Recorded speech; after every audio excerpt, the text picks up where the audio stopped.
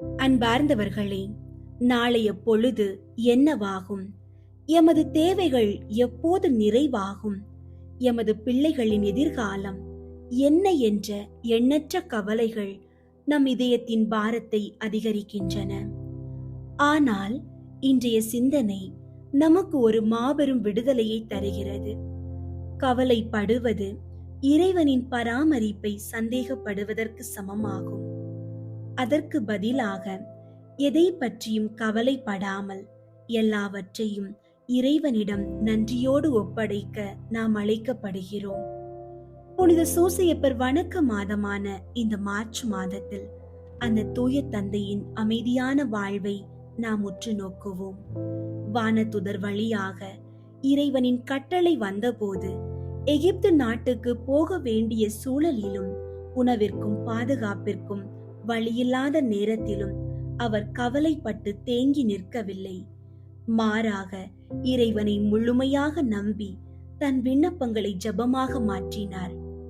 தவ காலத்தின் இந்த நாட்களில் நம்முடைய கவலைகளை சுமைகளாக சுமக்காமல் அவற்றை ஜெபமாக மாற்றுவோம். தினமும் ஜெபியுங்கள், ஜெபமாலை சொல்லுங்கள்.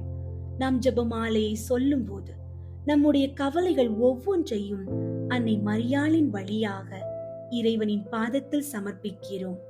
இன்றைய நாளுக்கான இறை வார்த்தை பிலிப்பியர் 4ஆம் அதிகாரம் 6ஆம் இறை வார்த்தை. எதை பற்றியும் கவலைப்பட வேண்டாம், ஆனால் நன்றியோடு கூடிய இறை வேண்டல் மன்றாட்டு ஆகிய அனைத்தின் வழியாகவும் கடவுளிடம் உங்கள் விண்ணப்பங்களை தெரிவியுங்கள். ஜெபிப்போம்.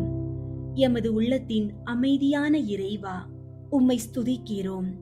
ஆண்டவரே, இந்த தவ காலத்தின் புனித நாளில் எமது மனதை அலை கழிக்கும் அத்தனை கவலைகளையும் உமது பாதத்தில் இறக்கி வைக்கிறோம்.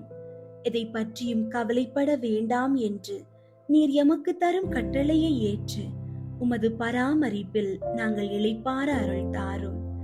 இதுவரை நீர் எமது வாழ்வில் எமது குடும்பத்திலும் செய்த அத்தனை நன்மைகளுக்காகவும் நன்றியோடு உம்மை போற்றுகிறோம். புனித சூசையப்பரின் பரிந்துரையால் எமது அச்சங்கள் அனைத்தும் நீங்கி உமது பாதுகாப்பில் நாங்கள் திளைக்க செய்தருளும்.